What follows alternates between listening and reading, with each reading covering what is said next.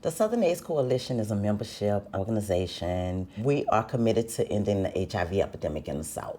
So we do that in three different ways. We do it by technical assistance, capacity building, and grassroots organizing. I often think about like New York, a city like New York. When they have any kind of march or something, you see women living with HIV proudly joining those marches. In the South, when we have those kind of things, they don't come out because the stigma is so high. And then a lot of the Southern states still criminalize HIV. So you don't want people to know you have HIV because you could go to jail for that, especially if it's an old boyfriend see you on TV saying you have HIV. He can call and have you arrested. I'm doing well because I live in a city. New Orleans is a city, and there's access. I can get medication. The pharmacy is there. I have a great case manager. I have a great doctor. But in some of the rural areas, their cousin works at the clinic, their aunt works at the pharmacy, and they don't want to be outed. They don't want people to know their status, so they stay home. The South is home to almost half of the HIV population in the United States. In Baton Rouge, Louisiana, the rates for women are almost higher than the national rate. We have all of those ingredients that impact you as far as HIV: poverty, lack of education, mass incarceration, sexism, racism, misogyny. So we have a huge HIV population and we have very little resources. So the resources we do have, they mainly go to MSM, men who have sex with men. They don't come to the women organizations. There are very few women-led organizations in the South. So the need is there, but there's a huge void that's not being addressed. Things have changed. I can remember when I first started doing this work, and wasn't too many black women at the table. I think a lot of us were raised with it's better to be seen than heard, and we just decided that we were not going to be at the bottom of the totem pole. We were smart, we were ambitious, we are leaders. We wanted to help shape the narrative around women living with HIV. It's different when a man tells your story. You have to be able to tell your own story. And that's what we're doing. We're really like training women and talking to women about that.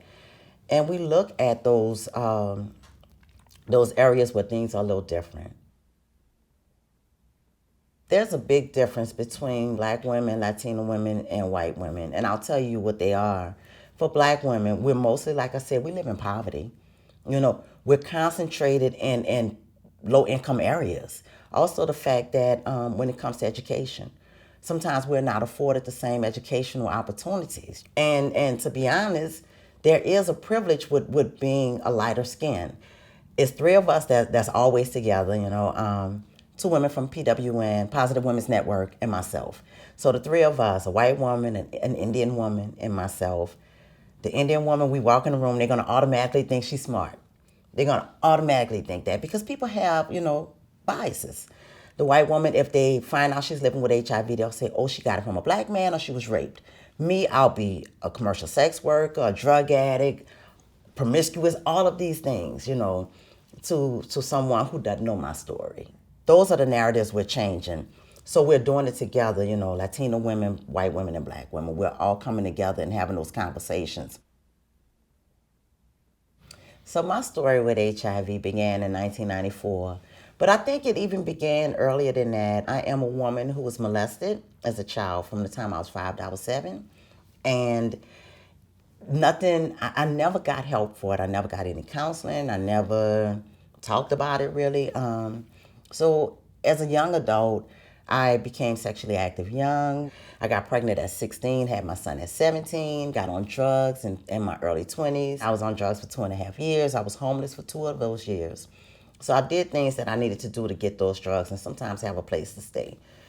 I went to treatment August 10th, 1992, and I was tested for HIV in treatment.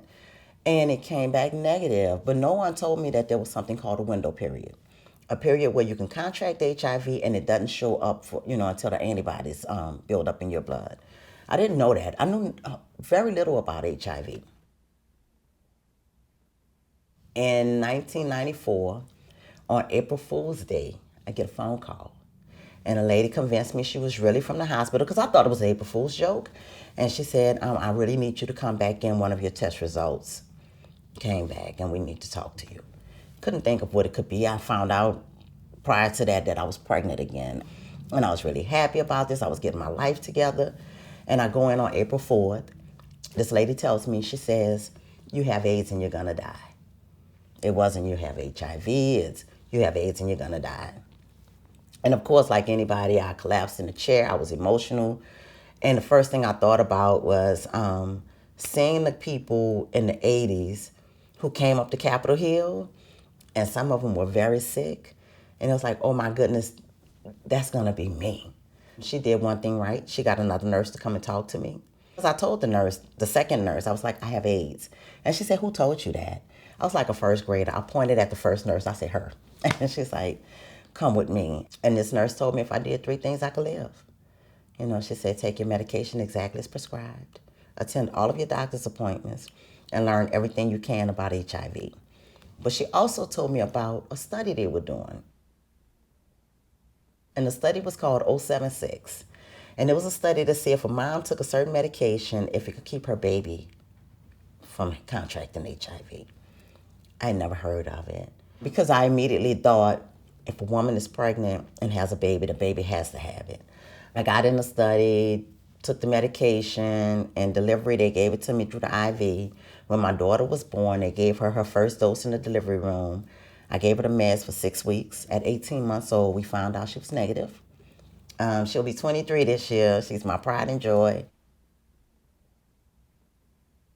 It was a long time before I came out. It was a long time. I can remember only people knew my status was my mom, my 2 sisters, and my children's father. That was it. I would go to the clinic with a book and I would put it in front of my face because I didn't want people to see me. I didn't want anyone to see me, and I didn't want to talk to anyone. You know, it was a horrible journey. It was so isolating. It was, you live in a community of people, and you know there has to be other people living with HIV, but you don't know them. And of course, you're not going to go out and talk about yourself. So for a long time, I lived in silence, you know. And I think a part of me was dying when I was silent. You know, I would see something that that other people couldn't see. I actually thought that when I looked in the mirror, I could see the virus. Well, I told my son when he was 14 that I was living with HIV. Their dad had been killed in 97. And this was like a year later. And we were having this argument because he got caught skipping school and he was in truancy. I had to leave work to go and get him. And, you know, mama don't never want to leave work because that mess with your money. So I leave work and I go to get my son and we go home. And he says to me, he said, God took the wrong parent. And I turned to him and I said, you're going to get your wish because I have HIV and I'm dying. And the look on his face when I said that, I'll never forget it. He said, why didn't you tell me? And why did you tell me like this? And I felt really bad about it. When my daughter was 7, I was taking my pills. I used to be on 17 pills a day. And she came in the room and she said, Mommy, why do you take all those pills and don't lie? So when a 7-year-old tell you not to lie, you know you have to tell them the truth. And there was a book at the time called A Nissa Story. My grandma has AIDS. So she and I, we sat down and we read the book together. And I said, do you understand? And she said, I think so. I said, Mommy has something like that. It's called HIV. I said, it's not a secret, but it's private. She said, do I have it? I said, no. Because I told her I was pregnant with her when I was diagnosed. And I said, no, you don't have it. And then she said, are you going to die? And I said, Mommy's going to be here as long as I can be here. So I was diagnosed in 94. It wasn't until 2002 that I attended my very first support group. And I can remember walking into the support group and sitting down and thinking, I have nothing in common with these women. Because, you know, we always think we're over there. You know, we're over there, they're over here, and we're not like them. And one lady started sharing. And at first I was kind of like slumped in a chair, and then I sat up because she was telling my story. She was telling my story. And then another lady told my story. And then another lady. And then I opened up. And I realized I had more in common with them than I thought. You know, not only were we all living with HIV, but we were from New Orleans, we were living in poverty. Some of us had been molested, some had been raped. We'd all experienced trauma. We'd all experienced some kind of violence in our life. In August of 2002, I began my journey as a peer advocate. And it was the most rewarding job. Oh my goodness, that job was like the best. As an advocate, I realized that that you're trusted with certain things. When Hurricane Katrina happened in 2005, and I found myself in Dallas, it was easy to jump right back into that role. I became the women's healthcare liaison in Dallas. So I worked with high-risk women in the OB/GYN clinic, and also with women living with HIV in Amelia Court, their HIV clinic. Today I'm a social worker. I went to school at 41, and I'm an overachiever, yes I am. And in 5 years, I got 2 degrees. I have a master's in social work, and believe it or not, I'm still an advocate. My biggest success is being able to meet the women where they are. So just because she's in poverty or she's living under a bridge, that might be where our relationships start. But because we're working together, I can help move her along. I had one client I was working with had been homeless for 20 years, and she was on crack the whole time she was homeless. So she wanted to get in rehab, and we couldn't find a rehab for her. But I would have her come to my office every day. And every day she would come and she would say, Miss Gina, I didn't get high today. And I said, that's good.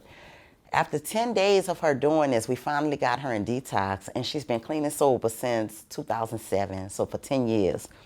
And she said, you know, I didn't get high any of those days that I came to your office. I said, that's why I had you come to my office. Because I knew that if you had some place to go and you knew somebody cared. She said, but more than that, I knew you believed in me.